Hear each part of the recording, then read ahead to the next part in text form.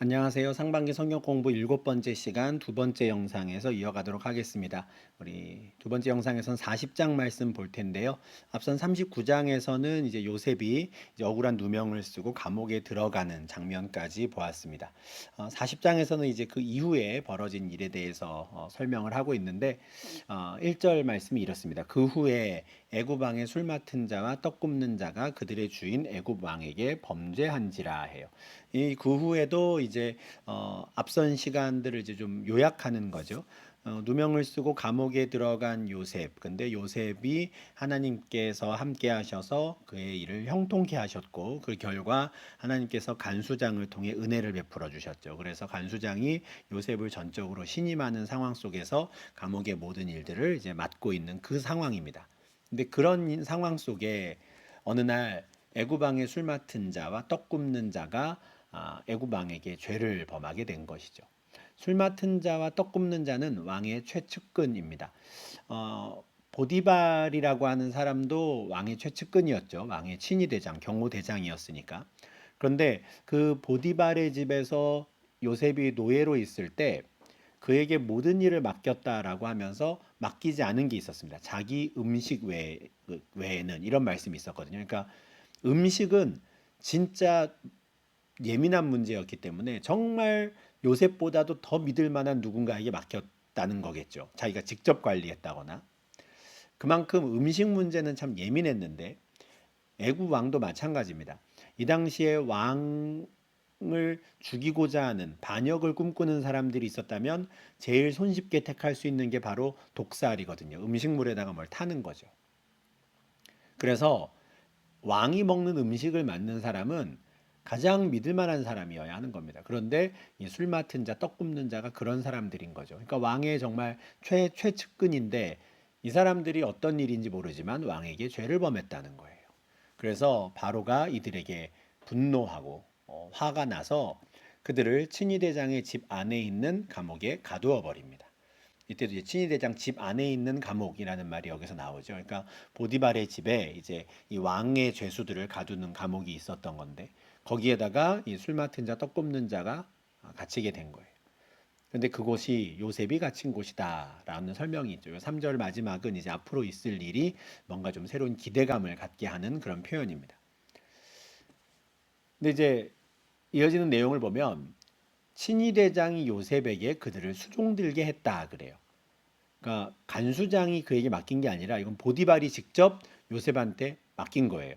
이것도 보면 보디발은 지금 요셉을 여전히 신뢰하고 있나 이런 생각을 좀 하게 하는 거거든요. 그러니까 정말 아내의 말을 온전히 믿진 않았나 보다라는 생각을 좀 하게 하는 표현인 거죠. 신의대장이 요셉에게 시켜서 그 두 사람 술 맡은 자 관원장과 떡 굽는 관원장을 수종 들게 합니다. 그래서 그들을 이렇게 섬겨요, 요셉이. 자, 전담 비서같이 돼가지고 섬기는 거죠. 근데 여러 날 이렇게 지난 상황 속에 어느 날 이 두 사람이 꿈을 꿉니다. 옥에 갇힌 그 사람이 꿈을 꿨는데 같은 날 하룻밤에 꿈을 꿔요. 물론 각기 내용은 다른 꿈입니다.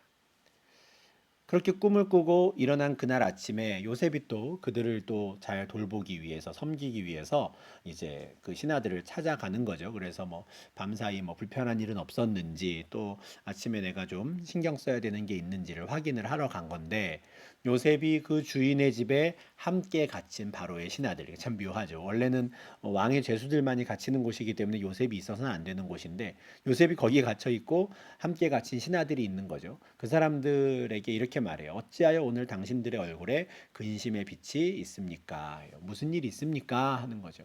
지금 당신들 얼굴을 보니까 이게 참 쉽지 않은데 어떤 특별한 일이 있는 것 같은데 무슨 일입니까? 하는 거죠. 요셉은 참 다정한 사람이었던 것 같고 또 그들의 표정을 보고 뭔가 좀 심상치 않다 생각을 한 거죠. 이미 요셉이 그들을 수종든 지 이제 여러 날 되었기 때문에 뭔가 라포라고 하죠. 이세 사람 사이에 뭔가 좀 관계가 형성이 되었던 것 같고. 그래서 이들은 순순히 자신들의 낯빛이 어두운 이유를 말합니다. 우리가 꿈을 꾸었으나 이를 해석할 자가 없다는 거예요. 이를 해석할 자가 없다라는 거는 우리가 그냥 우리가 꾼 꿈이 무슨 뜻인지 모르겠어 이런 뜻이 아닙니다. 이런 의미가 아니고요. 말 그대로 이걸 해석할 사람을 우리가 부를 수가 없어 이런 뜻이에요.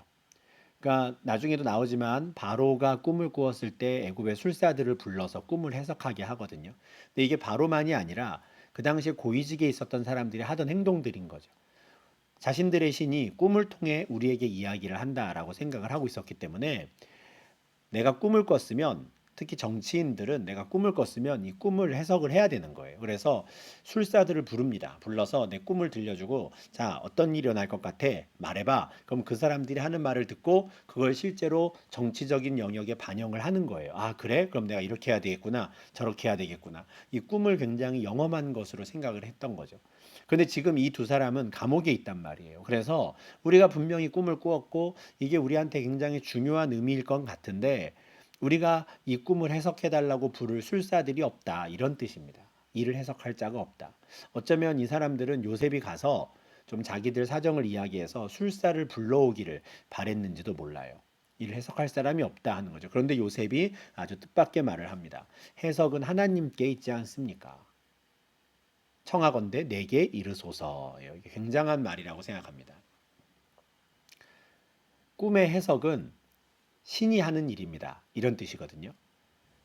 뭐 원론적으로는 맞는 말이죠. 왜냐하면은 꿈이 신이 우리에게 준 어떤 계시라고 생각을 한다면 결국에는 그 해석은 신에게서 올 수밖에 없죠. 그래서 해석은 하나님께 있습니다라는 말은 어쩌면 당연한 말이에요. 신에게 달려 있다. 그런데 이어지는 말이 놀랍습니다.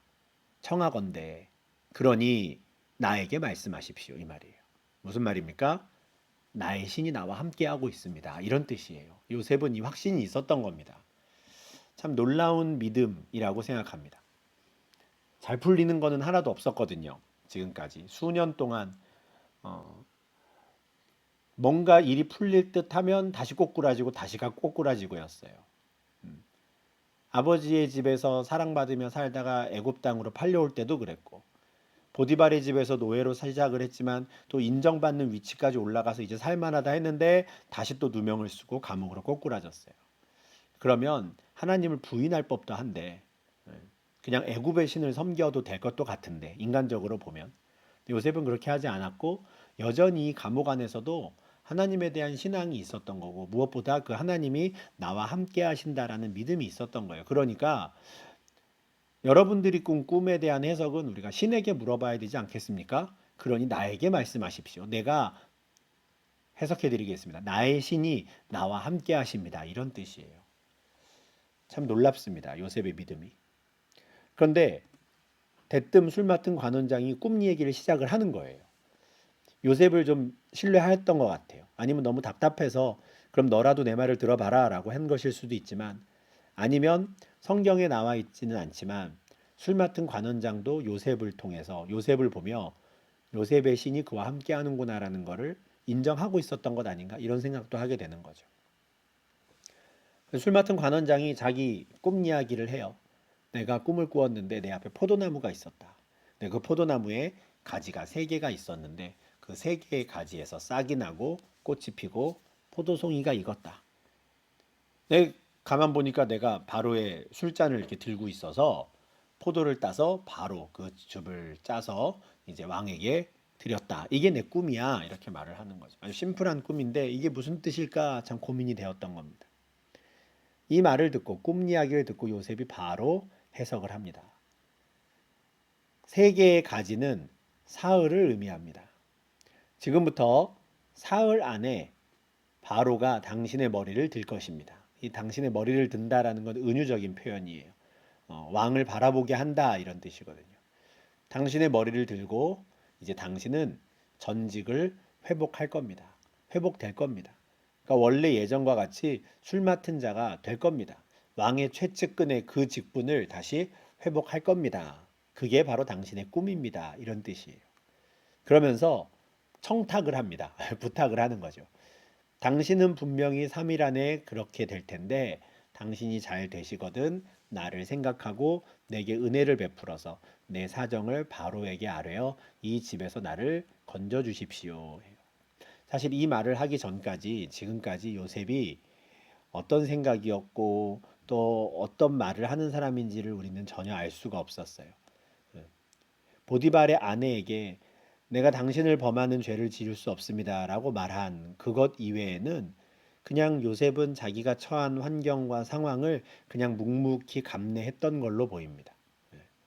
노예면 노예대로 또 감옥에 갇힌 죄인이면 죄인인 대로 그냥 그렇게 감당했던 것처럼 행동만 보면 그래요. 그런데 역시나 요셉도 참 억울한 사람이었던 거죠. 왜 그런 생각이 안 들었겠어요. 그러니 지금 내 눈앞에 있는 이 술 맡은 관원장이 분명히 사흘 안에 전직을 회복하는 그 고위직에 다시 갈 텐데 이 사람이라면 나를 좀 풀어줄 수 있지 않을까? 내 동아줄이 돼줄 수 있지 않을까 생각을 하는 거예요.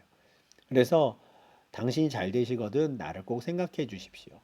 나에게 은혜를 베풀어 주셔서 나를 좀 건져 주십시오. 해요. 나는 히브리 땅에서 끌려온 사람입니다. 올 때부터도 내가 억울했습니다. 가나안 땅에서 팔려온 것도 억울한데 여기서도 내가 감옥에 갇힐 일은 하지 않았습니다.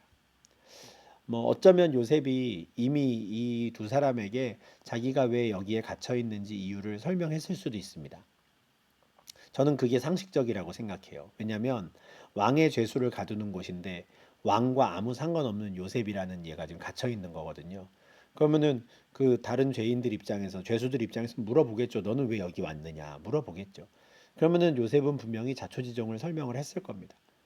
그러니 이미 알고 있었을 거예요. 그리고 히브리 사람이라는 것도 알고 있었을 거고요.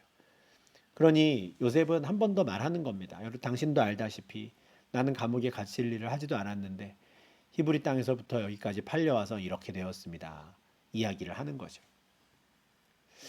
참 절묘한 것은 히브리 땅에서 끌려와서 감옥에 갇혀 있는 이 요셉의 상태가 430년 뒤, 거의 500년 뒤에 이들의 후손들의 상태인 거죠.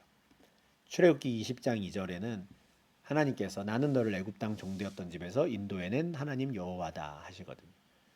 그럴 이유는 사실은 없었다고 할 수 있지만 오히려 좋은 이유로 애굽으로 갔지만 결국 야곱의 후손들이 애굽의 노예가 되었고 그 종되었던 집에서 하나님께서 살려내시는 건데 지금 요셉이 이 청탁을 지금 술 맡은 관원장에게 하고 있는 것이죠. 술 맡은 관원장의 꿈 해석이 참 그럴듯하고 무엇보다 참 좋게 잘 되는 걸 본 떡 굽는 관원장은 또 이제 선뜻 자기 꿈도 이야기합니다. 지금 이 요셉이라는 이놈한테 내 꿈 얘기를 하는 게 무슨 의미가 있을까 하고 보고 있었을 텐데 이 옆에 있는 술 맡은 관원장이 꿈 얘기를 듣고 딱 해석하는 걸 보고는 나도 저런 얘기를 듣고 싶다 한 거죠. 그래서 꿈 얘기를 합니다. 나는 흰떡 새 광주리를 머리에 이고 가고 있었다. 그리고 제일 위에는 바로를 위하여 만든 각종 구운 음식이 있었다는 거죠. 제일 좋은 음식을 제일 위에 얹었다 그래. 아마 눌리지 않도록 하기 위해서였던 것 같은데 그래서 제일 위에가 바로를 위한 음식이었어요. 그렇게 새 광주리를 머리에 이고 가는데 문제는 새들이 와서 내 머리에 광주리에 있는 그 떡을 다 먹었다는 거예요. 이게 떡 굽는 관원장의 꿈이었습니다. 꿈 얘기를 듣고 요셉이 바로 대답을 해요. 세 개의 광주리를 이고 있었던 건 당신의 꿈도 역시 사흘 안에 이루어질 거란 뜻입니다. 지금부터 사흘 안에 바로가 당신의 머리를 들 겁니다. 이거는 똑같이 이제 술 맡은 관원장에게도 했던 이야기예요. 바로를 바라보게 하실 겁니다. 그런데 당신에 대한 판단은 전직을 회복하는 게 아닙니다. 말해요. 당신을 나무에 달 겁니다. 죽일 거라는 거죠. 그리고 당신의 머리가 나무에 달리면 새들이 그걸 다 뜯어 먹을 겁니다. 효수한다 그러잖아요. 그 효수된 당신의 머리를 당신을 새들이 뜯어 먹을 겁니다. 굉장히 끔찍한 해석이죠. 끔찍한 꿈이에요. 이 꿈 이야기를 들은 떡 굽는 관원장의 반응은 나와 있지 않지만 굉장히 절망했을 겁니다. 그리고 실제로 3일이 지나 그 일이 벌어지죠. 제 3일은 바로의 생일날이었거든요. 3일째 되는 날 바로의 생일날이었어요. 그래서 바로가 모든 신하를 위하여 잔치를 엽니다. 그리고 그때 술 맡은 관원장과 떡 굽는 관원장을 감옥에서 데리고 오라 해요. 그리고 그 앞에 꿇어 앉히고는 나를 바라봐라 하는 거죠. 머리를 들게 하는 겁니다. 예. 모든 신하들이 보는 앞에서 두 사람을 세우고는 이들에 대한 최종적인 판결을 내리는 거예요. 재판관으로서 심판을 내립니다. 우선 술 맡은 관원장, 너는 전직을 회복해라 하는 거죠. 다시 내 옆에 와. 다시 나에게 술을 따라 라는 거죠. 왕의 처분을 기다리고 있었던 이 관원장 입장에서는 정말 말로 다 할 수 없는 기쁨이 있었을 겁니다. 됐다 했을 거예요. 그래서 그 자리에서 아마 바로 왕 곁에 가서 그 잔을 손에서 받아서 드리는 거죠. 한번 상상을 해보면 이 정치 세계잖아요. 이 사람을 밀어내고 자기가 그 술 맡은 관원장이 되고자 했던 사람이 있다면 자기가 했던 일이 의미가 없어졌구나 해서 굉장히 좌절할 만한 상황이죠. 그게 모함이었든 뭐였든 바로가 이 술 맡은 관원장의 편을 든 거예요. 너는 그럴 리 없어 하면서. 그래서 이리 와라 하고는 그로부터 잔을 받은 거죠. 반면에 떡 굽는 관원장에 대한 판단은 정반대가 됩니다. 그는 죽여라가 된 거예요. 나무에 매달아라 하는 겁니다. 이 떡 굽는 관원장에 대한 어떤 투서가 있었든 탄원이 있었든 그건 사실 같애라고 왕이 판단을 하는 겁니다. 그래서 떡 굽는 관원장은 죽임을 당하죠. 술 맡은 관원장은 전직을 회복했고 떡 굽는 관원장은 매달렸습니다. 두 사람 다 요셉이 그들에게 해석한 대로 된 것이죠. 3일 전에 요셉이 해석은 하나님께 달려 있습니다. 청하건대 나에게 말씀하시지요 라고 하고 그들의 꿈 얘기를 듣고 딱 설명을 했는데 정말 사흘 안에 해석한 것처럼 되었어요. 너무 놀랍고 신기한 신비로운 일이 벌어진 거죠. 그러면 술 맡은 관원장은 어떻게 해야 됩니까? 요셉을 기억하고 당장 그를 좀 살려줘야 되거든요. 그런데 놀라운 일이 또 벌어집니다. 이게 23절이에요. 술 맡은 관원장이 요셉을 기억하지 못하고 그를 잊어버린 거죠. 어떻게 이럴 수 있을까 싶어요. 기억하지 못했고 잊어버렸어요. 분명히 요셉은 당신이 잘 되시거든 나를 생각하고 내게 은혜를 베풀어 주십시오 했는데 나를 생각해 주십시오 했는데 기억하지 못하고 잊어버렸습니다. 그렇게 또 요셉이 감옥에서 보내는 시간이 길어지는 거예요. 3일 만에 술 맡은 관원장이 나가서 전직을 회복했다라는 소식을 들었겠죠. 얼마나 기뻤겠습니까? 아, 이제 그러면 그가 나를 살려주겠구나 했을 거예요. 그런데 응답이 없는 겁니다. 이제나 저제나 기다리고 있는데 응답이 없어요. 우리가 다음 영상에 41장 보겠지만 41장 1절은 만 2년 후에라고 시작을 합니다. 무려 2년이나 기다려요. 그나마 2년이라는 걸 알면 시기가 정해져 있으면 기다리겠어요. 아, 그래, 2년만 참으면 되는구나. 기다리겠어요. 그러나 요셉 입장에서는 날짜를 모르는 상태로, 기간을 모르는 상태로 그냥 기다리는 겁니다. 얼마나 기다렸을까요? 한 일주일까지는 그래도 가능성이 있어라고 생각하며 기다렸을까요? 근데 어느 순간은 받아들여야 됐을 겁니다. 아, 그 사람이 나를 잊어버렸구나. 내가 마지막으로 생각했던 나의 도움의 손길인데 그가 나를 잊었구나 하는 상황을 어느 순간 받아들였을 겁니다. 우리가 신앙생활을 하다 보면 이런 일들이 있습니다. 시편 13편 1절 2절처럼 하나님 어느 때까지입니까? 제가 어느 때까지 기다려야 되겠습니까? 하나님 언제까지 저를 봐주지 않으실 겁니까? 이런 기도를 드릴 때가 있습니다. 우리가 뭔가 좀 누군가의 도움을 청하고 기다리는 것도 참 힘들지만 하나님께서 도와주시겠지, 하나님께서 긍휼을 베풀어 주시겠지, 나를 한번 봐주시겠지라고 기다리는데 끝까지 나를 쳐다봐 주지 않으시는 것 같이 느껴질 때만큼 또 힘든 게 없습니다. 참 최악이죠.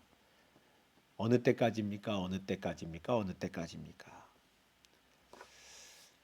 그런데 분명한 건 하나님께서 정하신 그때가 되면 하나님의 일하심을 우리가 확인할 수 있다는 거예요.